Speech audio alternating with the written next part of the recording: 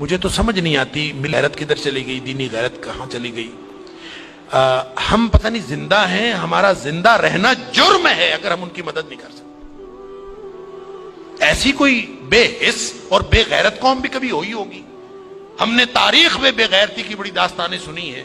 اللہ تعالیٰ قرآن میں فرماتا ہے وَمَا لَكُمْ لَا تُقَاتِلُونَ فِي سَبِيلِ اللَّهِ، اب تمہیں کیا موت پڑ گئی ہے، اب کیوں نہیں لڑتے تم اللہ کے راستے میں؟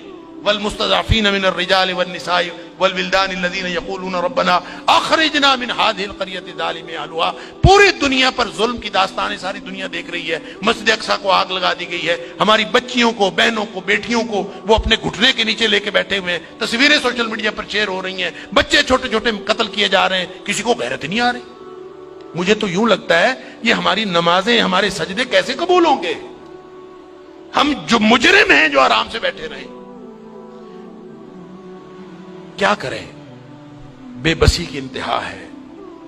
میرا دل یہ کر رہا تھا کہ میں پاکستان کے جو حکمران ہیں، اگر 58 اسلامی ملکوں کے حکمرانوں کو تو ہم کچھ نہیں کہہ سکتے، اپنے ملک کو حکمرانوں کو تو کچھ کہہ سکتے ہیں کہ حکمرانوں اور فوج کے سپہ سالاروں، اگر تم ان کی مدد کر سکتے ہو تو کرو، ذمہ داری تو تمہاری ہے۔ نہیں کر سکتے نا تو ہمیں ایک جہاز میں بھر کے وہاں بھیج دو، کم از کم ہم عزت کی موت ماری جائیں، کم از کم جا کے ہم وہاں پہ ان کے ساتھ شہید ہو جائیں، اللہ کو قیامت کے دن ہم اور نبی کریم صلی اللہ علیہ وسلم کو چہرہ دکھانے کے تو قابل ہوں کہ اللہ ہمیں ایک غیرت تھی، ہمارے اندر کوئی ملی اور دینی غیرت تھی۔ تو دعائیں ہو رہی ہیں، وہ کوئی کہہ رہا ہے کہ اللہ تو کو ابابیل بھیج دے اور ان کی مدد کر دے، کوئی دعائیں کر رہا ہے، کوئی دعائیں کر رہا ہے۔ اس طرح کے لوگوں کی دعائیں اللہ قبول کوئی نہیں کرتا۔ دعاؤں کے لیے بھی غیرت کی ضرورت ہے، آپ پہلے قدم اٹھائیں پھر اللہ سے دعا کریں۔ وہ بیچارے ساری ساری رات وہ لڑتے ہیں ان کے سامنے، دعا تو ان کی ہے، اور اللہ نے یہ آزمائش میں سمجھتا ہوں ان کی نہیں ہے، وہ تو جنتی ہیں، وہ تو انشاءاللہ بخشے ہوئے ہیں۔ آزمائش یہ باقی ساری دنیا کی ہے، ہم ان کی وجہ سے مجرم بن رہے ہیں، اللہ تعالیٰ معاف فرمائے۔ تو یہ جب قاری صاحب پڑھ رہے تھے تو مجھے خیال آ رہا تھا کہ اللہ ان بیچاروں کے پاس طاقت نہیں ہے، وہ پتھر اکٹھے کر کے بیٹھے ہیں، توپوں بندوقوں کا مقابلہ پتھروں سے کیسے ہوگا؟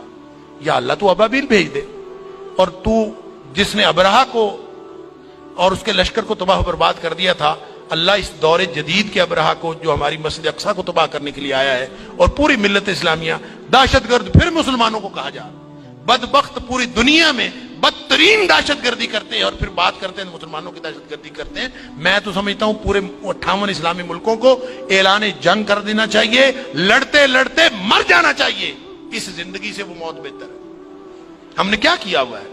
کیسی زندگی، کیسا دین، کیا کلمہ پڑا ہوا ہے ہم نے، کیسی قرآن کی باتیں، کیا قرآن کے دروس۔